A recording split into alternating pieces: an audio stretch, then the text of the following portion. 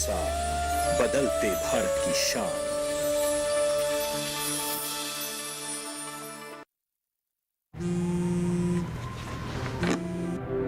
Hello Atul. हाय माँ, यहाँ रात हो रही है माँ। सॉरी बेटा, बहुत याद आ रही थी। Okay, bye bye bye bye bye.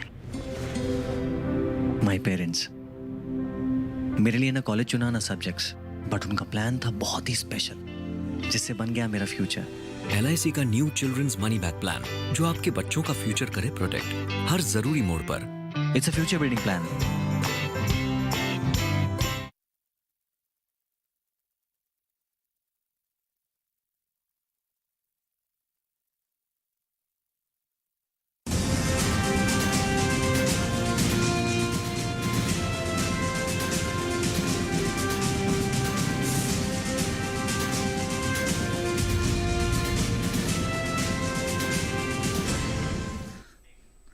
नमस्कार, किसान समाचार में आपका स्वागत है। मैं हूं नदीम अंसारी। शुरुआत करते हैं खास खबरों के साथ।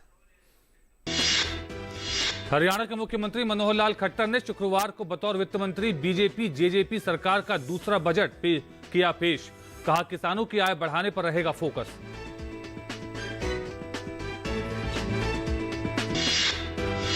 सरकार द्वारा किसानों से न्यूनतम समर्थन मूल्य पर खरीफ फसलों की खरीद प्रक्रिया खरीफ विपणन सत्र KMS 2020-21 के दौरान अपनी मौजूदा MSP योजनाओं के अनुसार ही है जारी।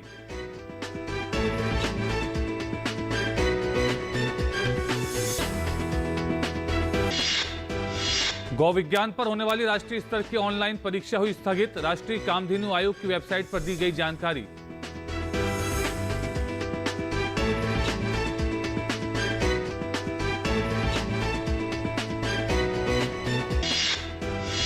पर्यावरण, वन और जलवायु परिवर्तन मंत्री प्रकाश जावड़ेकर ने ओडिशा के वनों में आग लगने की अप्रत्याशित घटनाओं से प्रभावी ढंग से निपटने हेतु राज्य सरकार की सहायता के लिए केंद्र सरकार द्वारा 3 विशेषज्ञों का एक दल भेजने का लिया निर्णय।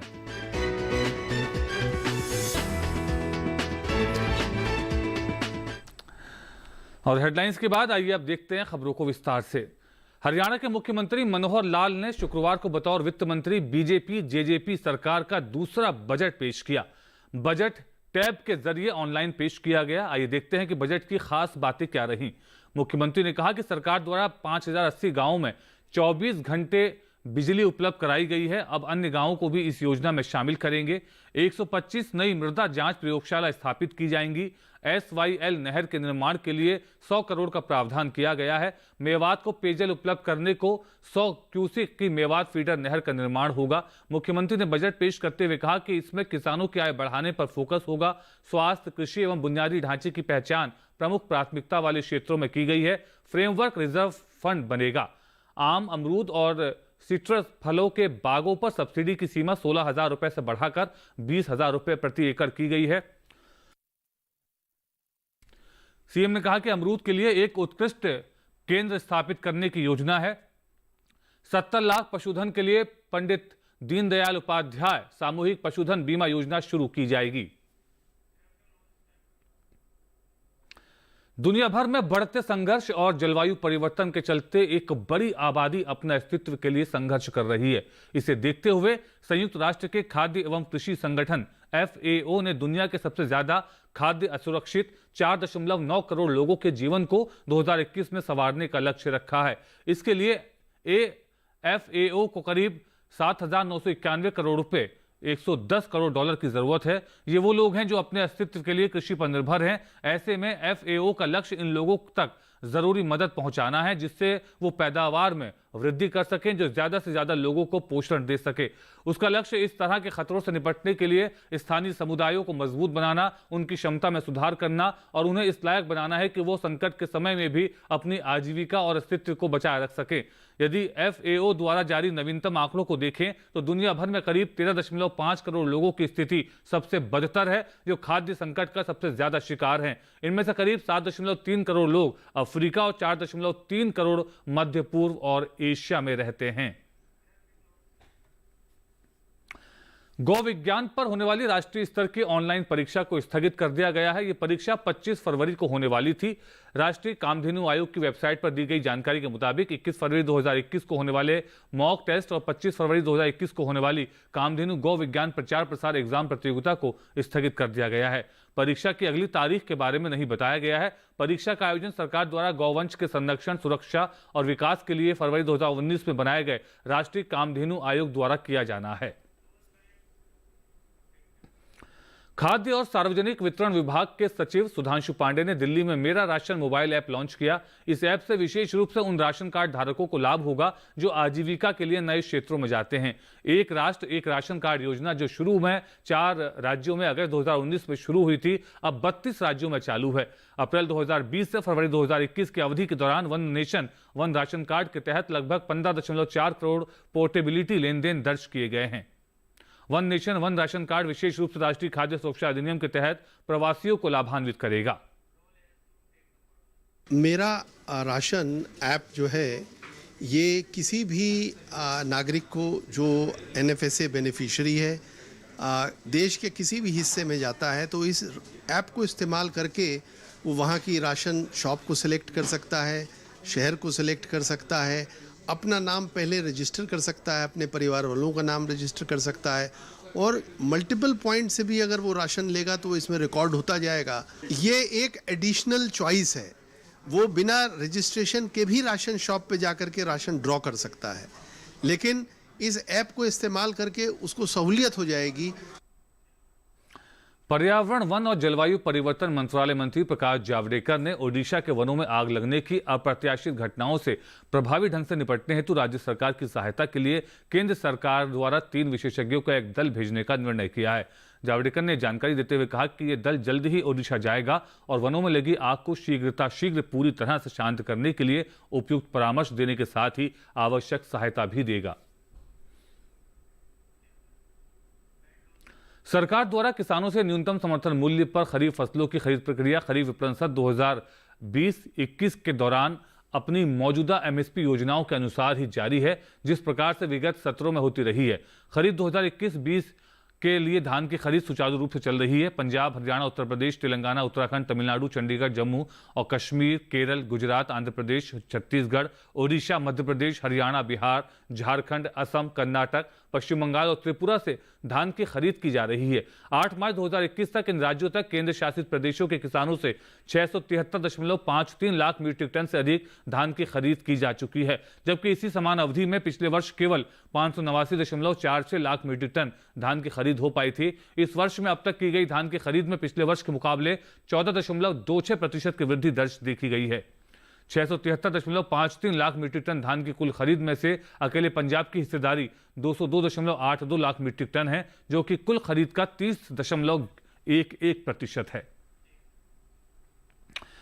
केंद्रीय सड़क परिवहन एवं राजमार्ग और सूक्ष्म, लघु एवं मध्यम उद्यमों के मंत्री नितिन गडकरी ने आत्मनिर्भर भारत सोलर एंड MSME में अवसर पर एक वेबिनार को संबोधित किया।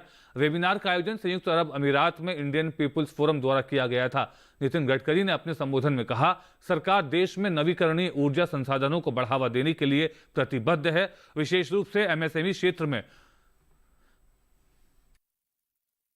उन्होंने कहा कि अच्छे ट्रैक रिकॉर्ड वाले MSME को अब पूंजी बाजार के लिए प्रोत्साहित किया जा रहा है। उन्होंने ये भी कहा कि स्क्रैपिंग पॉलिसी में निवेश के लिए बहुत बड़ा अवसर है। उन्होंने ये भी कहा कि भारत में बिजली उत्पादन के लिए असीम संभावना और क्षमताएं हैं।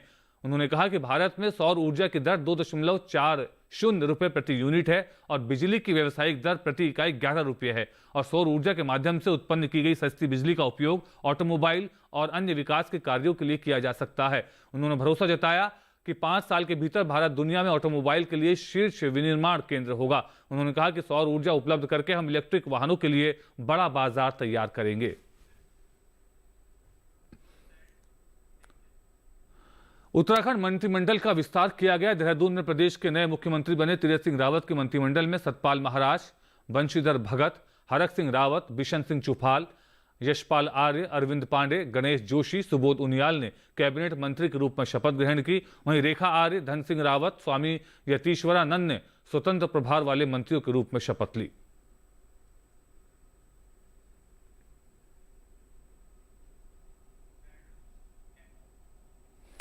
असम में करीब 20 लाख महिलाएं विभिन्न क्षेत्रों में सक्रिय स्वयं सहायता समूहों से जुड़ी हैं।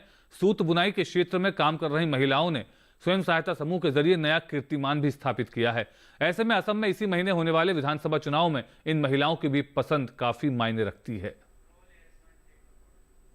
घर की चौखट पर चरखे से मुग्गा सिल्क की कताई कर रही ये महिलाएं ऊपरी असम के सरायदेव जिले के महामुरा प्रखंड की हैं। इस प्रखंड में करीब 5,500 महिलाएं SHG से जुड़ी हैं। प्रखंड के तहत आने वाले कोटकी पापुंग गांव की लक्ष्मी स्वयं सहायता समूह द्वारा तैयार मुग्गा सिल्क का गमछा पिछले दिनों प्रधानमंत्री नरेंद्र मोदी ने भी लिया और इसकी सराहना की, जिसके बाद करीब 14 SHG वाला ये गांव चुनावी मौसम में चर्चा में आ गया। बहुत अच्छा लग रहा है। उन्होंने हमारे SHG द्वारा प्रोडक्ट किया हुआ गामूछा खरीदा, वो हमारे लिए बहुत गौरव और सम्मान की बात है। उनको हम लोग धन्यवाद करते हैं। 3 चरणों में होने वाले असम विधानसभा चुनाव के पहले चरण में 27 मार्च को यहां मतदान होना है और यहां कृषि, सिलाई कढ़ाई, हथकरघा सहित विभिन्न क्षेत्रों से जुड़े करीब 2 लाख स्वयं सहायता समूह की करीब 20 लाख महिलाएं अपना नीति निर्धारक का चुनाव करेंगी। हालांकि नाबार्ड, राष्ट्रीय ग्रामीण आजीविका मिशन, कनकलता महिला सबलीकरण योजना सहित अन्य सरकारी कार्यक्रमों का लाभ इनको मिलता है, लेकिन ये महिलाएं कुछ और भी चाहती हैं। जो भी सरकार आए उस हमारे महिलाओं के हित के लिए हो, हमारे विकास के लिए हो, जो भी हम लोगों का प्रॉब्लम है वो सॉल्व हो। जो हम काम कर रहे हैं ना, उसको एक मार्केट चाहिए और असम का जो सिमनी का ये काम है ना, वो आगे तक ले जाए, अंतर्राष्ट्रीय तक, असम से बाहर तक। इसमें अगर वो थोड़ा अगर अप्लीमेंट अगर मिल जाए तो ट्रेनिंग के रिलेटेड थोड़ा प्रोडक्ट वैल्यू एडिशन के बारे में अगर कुछ अगर थोड़ा और अगर फोकस मिल जाए तो ये लोग महिला और बहुत ज़्यादा अच्छी तरह से काम कर सकते हैं इसमें। बहरहाल विकास की बात कर रही राजनीतिक पार्टियां चुनाव के बाद असम की इस धरोहर को और कितना बड़ा आसमान दे पाती हैं, ये आने वाला वक्त ही बता पाएगा। असम में जो टर्नआउट होता है, अगर आप वोटिंग टर्नआउट देखेंगे तो 80% से ज़्यादा होता है, जो कि कहीं ना कहीं ये भी दर्शाता है कि न केवल पुरुष बल्कि जो महिला मतदाता हैं वो भी काफ़ी बढ़ चढ़कर जो है लोकतंत्र में भागीदारी देती हैं। ऐसे में सरकार के लिए जो भी कैंडिडेट्स हैं उनके लिए भी ये एक तरीके का दायित्व तो बन जाता है कि जो महिलाएं हैं उनके जो कंसर्न है उसको भी चुनाव का हिस्सा बनाया जाए। और यही वजह है कि बड़ी संख्या में जो है जो कैंडिडेट्स हैं वो महिलाओं से जुड़े हुए मुद्दे भी चुनाव में उठाते हैं। कुल मिलाकर यह भी देखना दिलचस्प होता है कि महिलाओं का रुख जो है वो चुनाव से पहले कैसा होगा। हालांकि जो पूरे नतीजे हैं वो चुनाव के बाद ही मालूम चल पाते हैं। अपने सहयोगी इद्दादुल हक के साथ योगेश कुमार शीतल, दूरदर्शन समाचार, असम। प्रधानमंत्री नरेंद्र मोदी के वोकल फॉर लोकल कंसेप्ट को ईज ऑफ डूइंग बिजनेस के जरिए ग्लोबल बनाने के मकसद से राजस्थान की राजधानी जयपुर में the 3rd edition of entrepreneur excellence award 2021 का आयोजन किया गया। इस उद्यमिता समिट में बतौर मुख्य अतिथि भाग लेने आए राजस्थान के राज्यपाल कलराज मिश्र ने कहा कि राजस्थान की धरती उद्यमियों की कर्म भूमि है। इस तरह के कार्यक्रमों से देश में उद्यमिता को बढ़ावा मिलेगा। पेश है ओपी यादव की रिपोर्ट। प्रधानमंत्री नरेंद्र मोदी के वोकल फॉर लोकल की संकल्पना को ईज ऑफ डूइंग के जरिए ग्लोबल बनाने के मकसद से राजस्थान की राजधानी जयपुर में अंतर्राष्ट्रीय निवेशक सम्मेलन और उद्यमिता उत्कृष्टता पुरस्कार समारोह का आयोजन किया गया।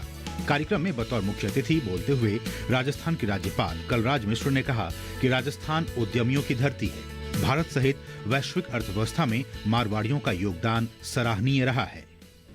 अपने उद्यमिता के गुणों के कारण मारवाड़ियों ने देश भर की अर्थव्यवस्था में ही महती योगदान नहीं दिया है, बल्कि स्थान विशेष की प्रगति में भी विशेष योगदान दिया है। कार्यक्रम के आयोजक गौरव गुप्ता ने कहा कि इस निवेशक समिट का मकसद विदेशी राजनयिकों के जरिए प्रधानमंत्री नरेंद्र मोदी के वोकल फॉर लोकल की थीम को ग्लोबल बनाना है। हमारे प्रधानमंत्री जी ने नारा दिया है वोकल फॉर लोकल, इसका बहुत बड़ा प्रभाव पड़ा है। और आज जो हमने एंटरप्रेन्योर एक्सीलेंस अवार्ड 2021 रखा है उसमें भी काफ़ी महिला और पुरुष उद्यमियों को देश के विभिन्न प्रांतों से बुलाया है और उनका सम्मान किया है।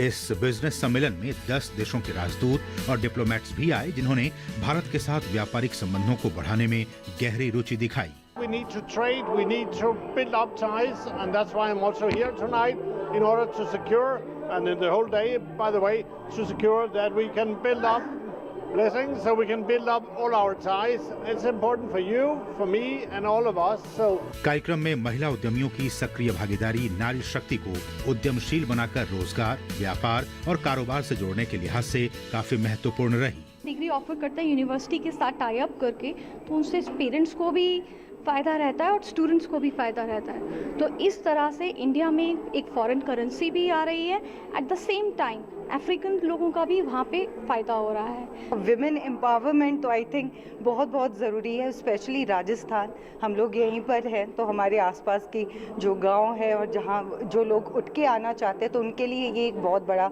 माध्यम है। वुमेन एम्पावरमेंट का मतलब सिर्फ शहर की औरतों का नहीं है। वुमेन एम्पावरमेंट का मतलब ये है कि पूरे इंडिया की वुमेन को एम्पावरमेंट मिले, चाहे वो शहर की हो, चाहे वो गांव की हो। निवेशक समिट में भाग लेने आए उद्योगपतियों ने ईज ऑफ डूइंग बिजनेस के लिए इस तरह के कार्यक्रमों को जरूरी बताया। देश के यशस्वी प्रधानमंत्री जी ने कई बार एक बात कही है कि वोकल, लोकल एंड ग्लोबल, है ना। तो वोकल फॉर ग्लोबल, तो उन्होंने कहा कि अगर हम आत्मनिर्भर होंगे तो ही तरक्की कर पाएंगे। वीरों की धरती पे जो है ये प्रोग्राम कंडक्ट किया है और गवर्नर साहब ने आकर के इसकी गरिमा बढ़ाई है। 10 कंट्री के एम्बेसडर, डिप्लोमेट्स यहाँ आए हैं। समारोह में उत्कृष्ट कार्यों के जरिए देश को आत्मनिर्भर बनाने की दिशा में काम करने वाले उद्यमियों को सम्मानित भी किया गया। ये जो प्रोग्राम है, इसमें लेडीज को, महिलाओं को प्रोत्साहन दिया जाता है। एंड सीरियसली आप देखिएगा, आपने अभी गवर्नर साहब जी आए अपने, इतने सारे ब्यूरोक्रेट्स और सब कुछ है, तो इसमें महिलाओं को जो सम्मानित किया जा रहा है, बेसिकली उनका महत्व बढ़ाया जा रहा है, उनका साहस बढ़ाया जा रहा है। मुझे बहुत अच्छा लग रहा है जो मेरी बिटिया को अवार्ड से नवाजा गया है। मैंने उन बच्चों के लिए सिलाई सेंटर खोला है और अभी एक कंप्यूटर सेंटर खोलने के लिए हमने सोचा है उन बच्चों के बारे में। तो इससे उनको कितना फायदा मिलेगा? आई होप उनको बहुत फायदा मिलेगा उससे। समारोह में मौजूद जयपुर से सांसद रामचरण बोहरा ने कहा कि देश में उद्योग के जरिए सतत विकास लक्ष्यों को हासिल कर भारत को आत्मनिर्भर बनाने की दिशा में ये कार्यक्रम मील का पत्थर साबित होगा। राजस्थान की धरती पर आयोजित अपनी तरह के इस अनूठे उद्यमी उत्कृष्टता पुरस्कार समारोह में Korea, Denmark, Ghana, Panama, Syrian Arab Republic, Ecuador, Union of Comoros, Burkina Faso, फलस्तीन और नॉर्थ मैकेडोनिया के राजनयिकों ने भाग लेकर कार्यक्रम की शोभा बढ़ाई और राजस्थानी संस्कृति से ओतप्रोत सांस्कृतिक कार्यक्रमों का भी जमकर लुत्फ उठाया। प्रधानमंत्री नरेंद्र मोदी की वोकल फॉर लोकल की संकल्पना को साकार करने के लिए राजधानी जयपुर में इंटरनेशनल इन्वेस्टर्स समिट का आयोजन किया गया। इस समिट में देश और दुनिया के नामी गिरामी उद्योगपतियों ने न केवल भाग लिया, बल्कि राजस्थान के ग्रामीण इलाकों में उद्योग लगाकर आर्थिक राजधानी बनाने का संकल्प भी लिया।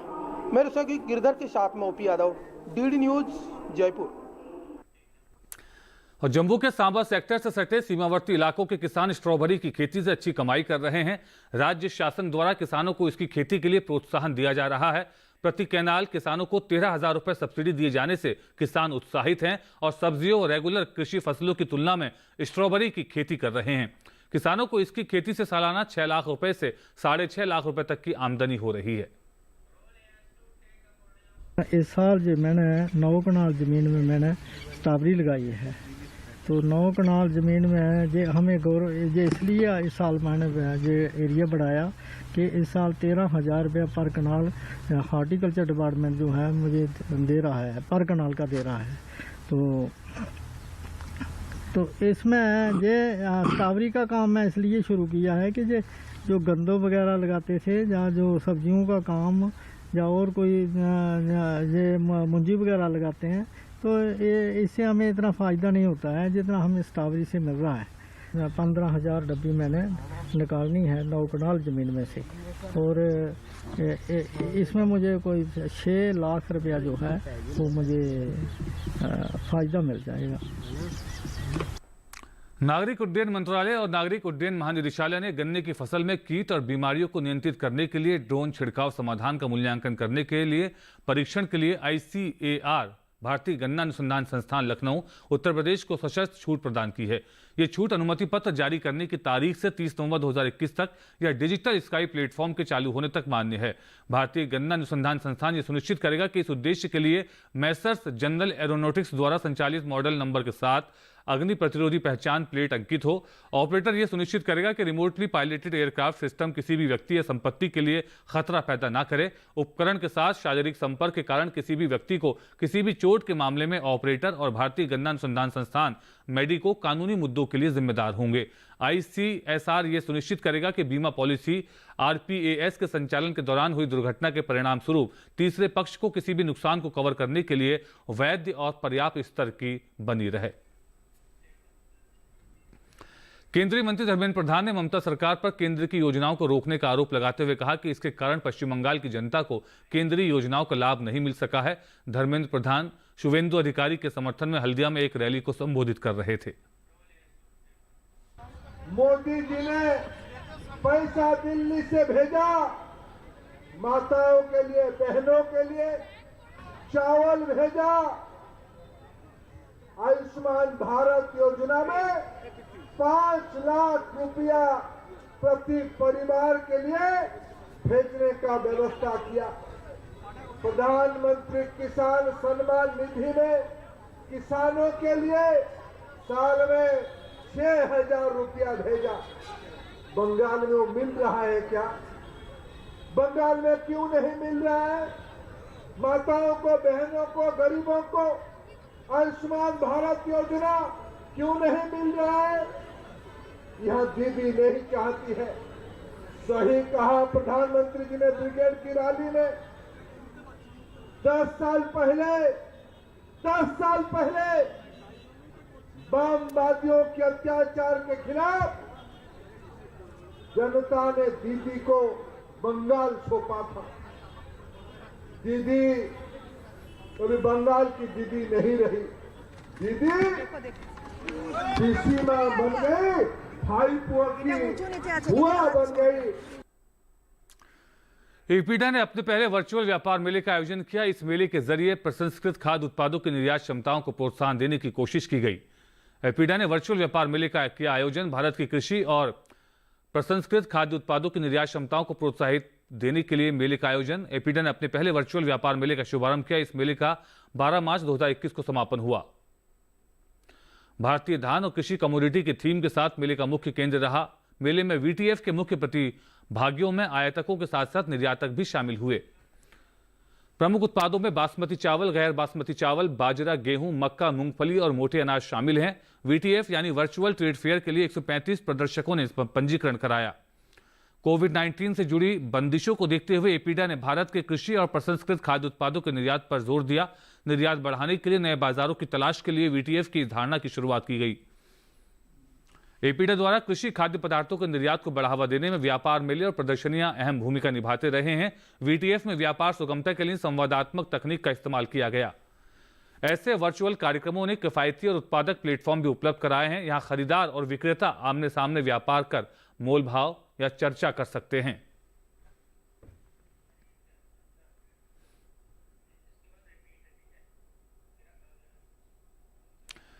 और इसी के साथ बुलेटिन के अंत में मुख्य समाचार एक बार फिर। हरियाणा के मुख्यमंत्री मनोहर लाल ने शुक्रवार को बतौर वित्त मंत्री बीजेपी जेजेपी सरकार का दूसरा बजट किया पेश। कहा किसानों की आय बढ़ाने पर रहेगा फोकस।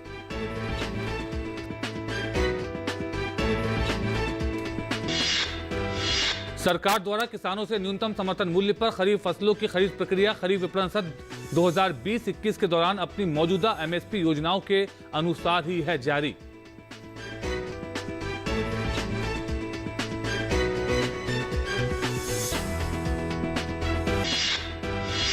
गौ विज्ञान पर होने वाली राष्ट्रीय स्तर की ऑनलाइन परीक्षा हुई स्थगित। राष्ट्रीय कामधेनु आयोग की वेबसाइट पर दी गई जानकारी।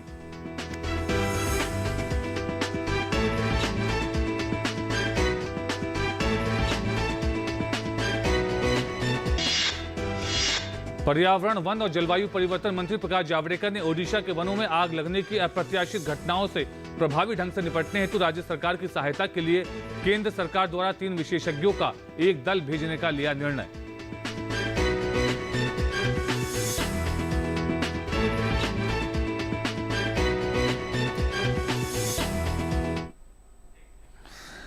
और इसी के साथ किसान समाचार के आज के अंक में फिलहाल इतना ही। हमें दीजिए अनुमति। नमस्कार।